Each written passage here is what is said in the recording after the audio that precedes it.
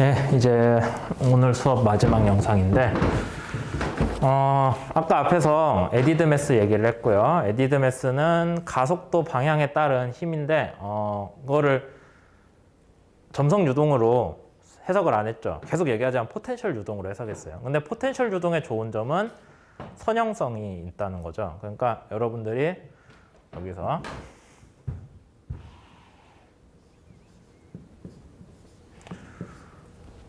U랑 V의 가속도만 놓고 보자면 포텐셜 유동에서는 얘 그냥 나눠서 쓰면 돼요.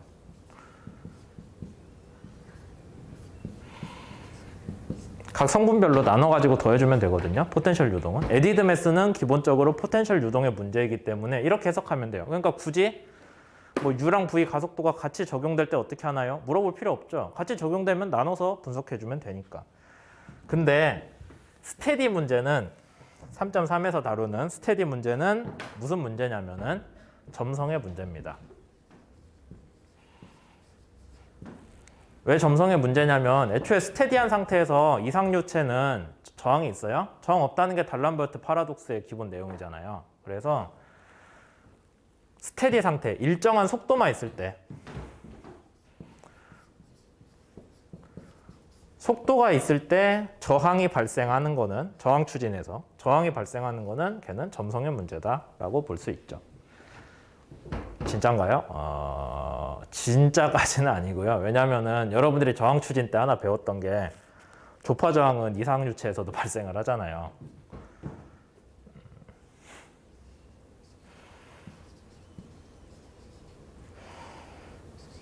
조파저항.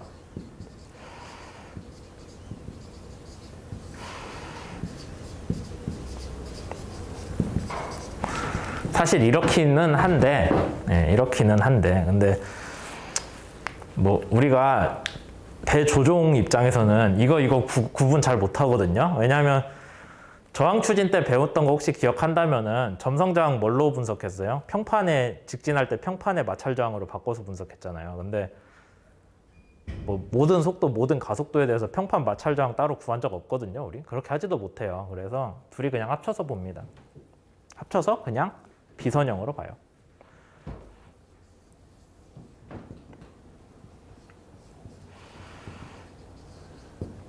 그래서 이상 유체로 해석해야 되는 부분도 분명히 있기는 한데 꼭 걔를 나눠서 하지 않기 때문에 그냥 비선형으로 해석해야 되는 점성 저항에 포함시켜서 분석을 해요.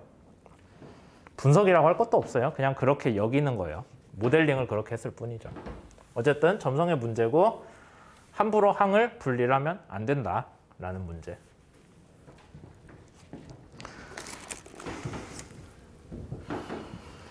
X방향 힘이 어떻게 가해지는지 한번 봅시다. 그러면 이제 가속도는 없어요. 가속도는 0이고 속도만 있을 때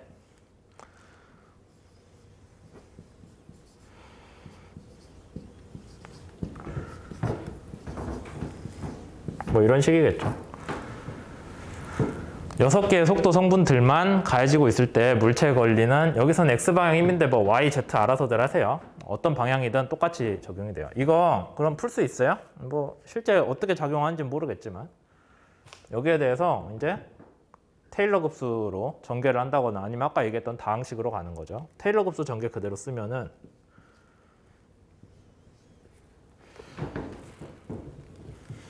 테일러 급수 전개인가? 테일러는 맞겠다.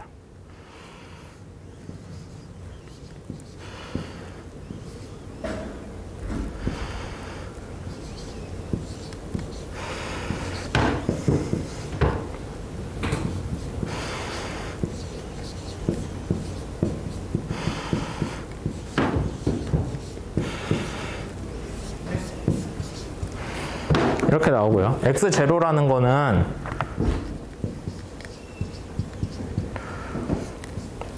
저항이에요. 그냥 뭐 이런 식으로 나올 거고 그 다음에 두 번째 항은 어떻게 되냐. 아마 이게 여러분들이 친숙하지 않은 형태일 수도 있는데 변수가 하나인 경우에 테일러 급수 전개는 아마 많이 해봤을 거예요. 수치 해석이나 공업수학 때. 근데 변수가 여러 개인 조건이잖아요. 지금 변수가 6개잖아. 변수가 6개인 조건에서의 테일러 급수 전개는 이런 식으로 모든 항에 대해서 한 번씩 해주면 됩니다. 한 가지 좀 다른 게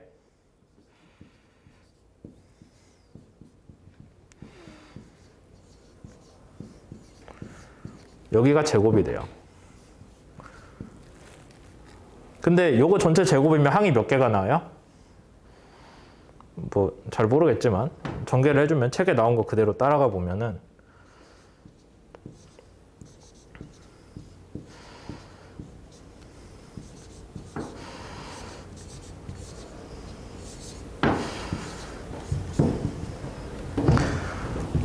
UV인가? 책이 왜 모양이지? 하나 더 해볼까요? UW.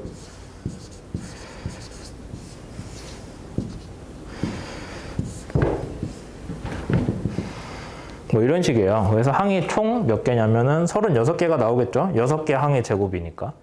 그 중에 이제 서로 같은 것들 합쳐주고 하면은 뭐 한 24개 나오나? 뭐 그 정도 나와요. 이런 식으로 상당히 테일러 급수 전개가 차수가 올라갈수록 항이 막 엄청 늘어납니다. 그러니까 여러분들이 속 편하게 막 나는 5차까지 할 거야. 그런 생각 안 하는 게 좋겠죠. 항이 너무 많으니까. 그래서 적당히 한 2차나 아니면 3차항까지만 전개를 해놓고요. 그 다음에 어떻게 하냐면은 시스템 식별법으로 돌아가서 배에다가 일정한 속도만 주어지고 그 배를 끌어요. 모형 배를 일정한 속도를 주어놓고 걔를 끌어요. 그때 걸리는 힘을 재가지고 U가 얼마고 V가 얼마고 나머지는 0.00000일 때 걸리는 힘이 얼마였어 라고 해서 또 추세선을 그리는 거죠. 이런 식으로 접근을 합니다. 다만 우리가 자주 쓰는 속도 성분이 어차피 수평면상 운동이기 때문에 자주 쓰는 속도 성분은 이거밖에 없어요.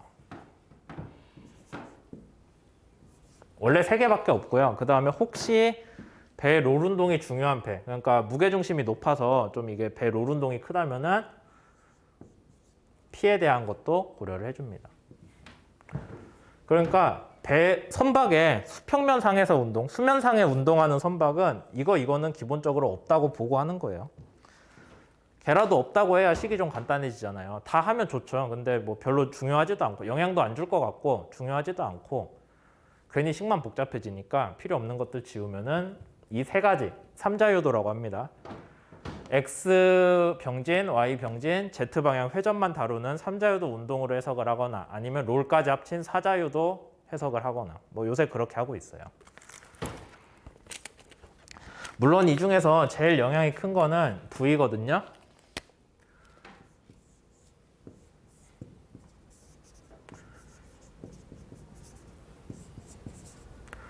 그러면 속도 성분이 2개라고 하면은 합력이 이쪽으로 나오잖아요. 얘가 진짜 속도겠죠. 그럼 배 원래 가던 방향이 있고 배가 원래 직진 방향 그 물체 고정 좌표계에 직진 방향 축이 있고 그 다음에 거기에서 좀 어긋나서 배가 실제로 가는 속도잖아요.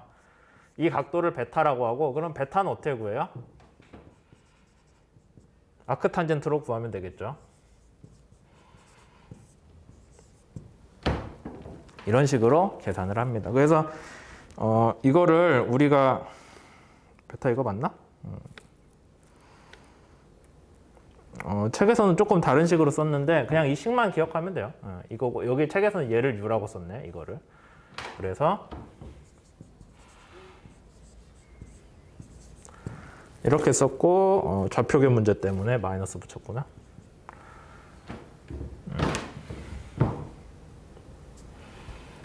이렇게 되나? 잠깐만 책에서 베타를 어떻게 정의를 했나를 봐야 되겠는데? 책에서는 이거 맞네. 이렇게인데 보세요. 얘가 우리가 오른손 좌표계로 했을 때 오른손 엄지가 직진, 검지가 오른쪽, 그 다음에 중지가 아래로 들어가잖아요. 아래로 들어가는 상황에서 플러스가 이쪽으로 도는 거죠. 엄지손가락으로 들어간 쪽 가리키고 나머지 4손가락이 감으니까 여기가 플러스예요. 그래서 여기서는 베타가 이렇게 나와서 마이너스라고 쓰면 안 돼요. 플러스인데 책에서 그림을 보시면은 책에서는 좌표계를 거꾸로 그려놨거든요. 그것 때문에 이제 왜 그렇게 했는지 모르겠는데 베타를 거꾸로 그려놔서 얘를 베타라고 써가지고 앞에 마이너스를 붙였는데 그건 여러분들이 좌표계만 통일해 놓으면 문제가 안 돼요. 괜히 또 책 보고 아니 왜 여기서 마이너스 빠졌어요 라는 얘기 할까봐 설명을 하는 거예요. 어쨌든 이런 식으로 돼서 이 베타를 우리가 드리프트라고 하고요. 편류각이라는 말로 많이 씁니다. 이거 상당히 중요해요. 배 조종하는 거 해석을 하다 보면은 거의 일반적으로 배는 베타라는 드리프트 앵글을 가지고 가요. 그래서 배가 이렇게 가다가 선회를 하잖아요. 이거 우리 선회 시험 설명했을 때 했던 것 같은데. 파란색 매지가 있지. 선회 시험 할 때 우리가 설명을 했었는데 배가 처음에는 당연히 이 방향으로 가죠. 근데 뒤로 가면 어떻게 돼요? 배 꽁무니는 밖으로 밀리고요. 안으로 배 머리가 들어옵니다. 이런 식으로. 그래서 배 입장에서 보면은 자기가 가는 속도, 이 원의 접선인 방향으로 가겠죠. 근데 자기가 가는 속도 사이에 베타만큼 편류각이 계속 발생을 해요. 배 조종을 할 때. 실제로 그렇습니다. 그래서 그 베타는 뭐다? 직진 속도랑 옆으로 밀리는 속도랑 Y방향 속도랑 서로 아크 탄젠트로 구하면 된다라는 거죠. 그래서 많은 경우에 이제 베타에 대한 X, Y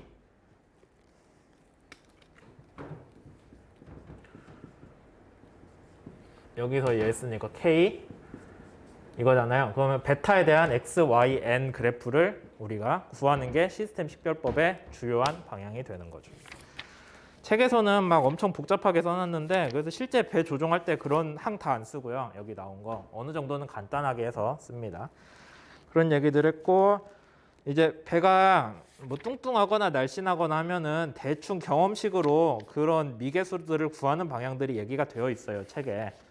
근데 뭐 이거 굳이 식 하나하나 설명할 필요는 없을 것 같고요. 나중에 여러분들 이거 조종 끝날 무렵에 나오는 예제, 여러분들 그 턴 프로젝트로 나가는 숙제가 그런 조종 개수들 가지고 실제 시뮬레이션 하는 거거든요. 그때 보면은 대충 베타가 얼마일 때 배가 갖는 그 미계수 크기는 어느 정도구나라는 관계 정도가 눈에 들어올 거예요. 근데 뭐 그걸 실제로 구하라고 하는 게 아니라 이렇게 주어졌다 아니면 이런 경험식이 있다 정도만 여러분들이 이 수업에서는 알게 될 겁니다. 그래서 오늘은 3.1에서 3.3까지의 얘기들을 쭉 했고요. 뭐 크게 보자면은 선박의 운동 방정식에서 가해지는 힘을 2장에서는 중력과 부력을 했는데 그거 말고 앞으로 전진하는 속도가 있을 때 가속이 있다면은 에디드 매스 관련한 항이 있고 걔는 포텐셜 유동이니까 포텐셜 유동으로 해석을 했으니까 에디드 매스는 그냥 각 방향별로 해서 더해주면 되고 그거 말고 점성의 영향이 있는 속도와 관련된 항 우리가 저항 추진에선 저항이라고 배웠지만 뭐 다른 방향으로 움직일 때도 일정한 속도로 움직일 때 힘이 받겠죠. 그 힘 성분들은 비선형이기 때문에 테일러 급수 전개를 해줘가지고 서로 이렇게 우리가 커플되어 있다고 하거든요. 서로 곱해져 있는 그런 항들이 항상 발생해요. 걔네들도 고려를 해줘야 되고 시스템 식별법을 할 때 그 다음에 그 중에 제일 영향이 큰 게 U랑 V 두 개인데 거기에 대해서는 편류각이라는 개념을 가지고 와서 서로의 그 각도를 우리가 추정을 할 수도 표현을 할 수 있다 정도까지 얘기를 했네요. 오늘은 여기까지 하고요. 다음에 수요일에는 이제 여기 자리에서 제가 시간 맞춰서 스트리밍을 할 건데 이제 대면 수업이 가능해졌으니까 혹시 난 대면 수업으로 들어야겠다 하는 학생들 있으면은 시간 맞춰서 강의실 303호로 오시면 되겠습니다. 오늘 여기까지 할게요.